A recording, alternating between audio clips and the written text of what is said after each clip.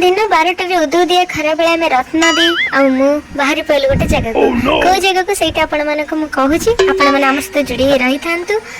ए जो दूर देखु ब्रिज सेटा को ब्रिज कहले श्री सेतु खाली एते जानथांत जे आमे जने दीदी के सहित देखा पई जाउछो सेटा पे पुणी बहुत दिन पर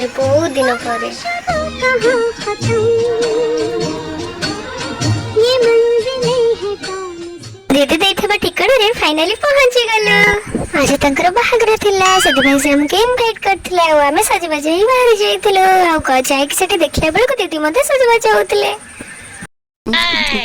हे रत्न दी हे त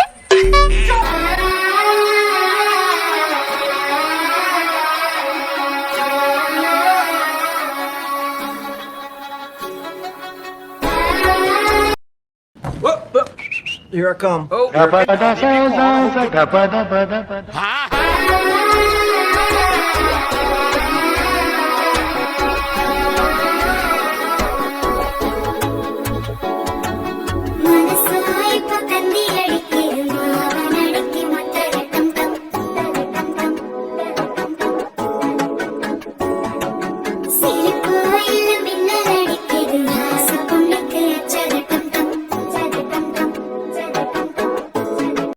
सहित दीचाटा फोटो उठे ना कौन जानते ना केमती जे आमे आस्थिल तांग बाहागर को जहा कुह दीदी बहुत सुंदर देखाउतले ना कि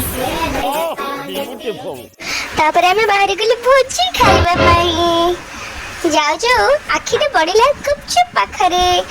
गुपचुप रही खाइबाटा आरंभ कलु एठी खाऊ खाऊ दीचाटा खाइदिलु आ कोन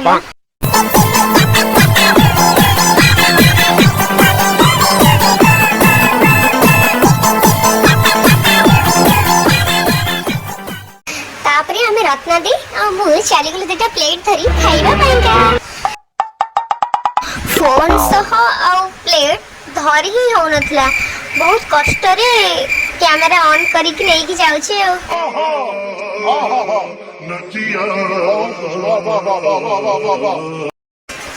खरा एते होतला जे गरम भी लागुतला सेत पे फैन देखि कि त तळे खिया कि खाइलु किलिए मणि मणि में घसोपी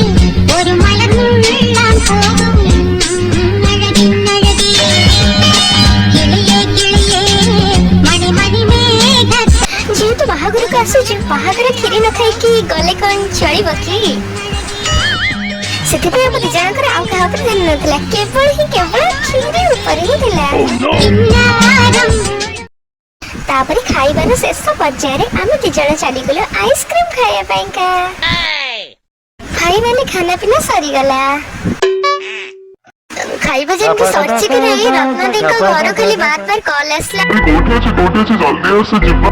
काइना ताकर गोटे जगह को जिबार थिला सेति पे जे तरतर होतले तापरे हम दीदी को देखा करी कि कहिलो आ तांको बाहागर जे अपेक्षा करी पल्लुनी पळे आसलो आ रास्ता रे आसला बेले देखिलु जे बर गाड़ी आसे जे सेइटे ना को कैमराटा बुले कि देखो जे अपन मन को चलंतु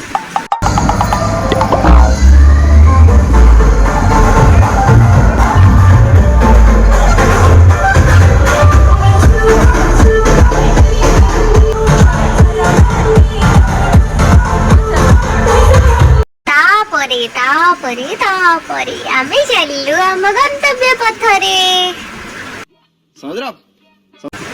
माने घर अभिमुखे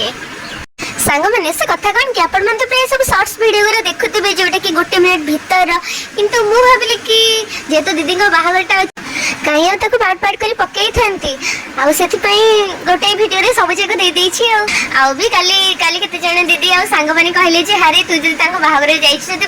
छी ताले निश्चय पोस्ट करिवो आमे भी टिके देखिबो आमे तो जाई पेलुनी बहुत खरा एमति रहउछ ना कोन करिवो एते बाट तो जाई हेला ना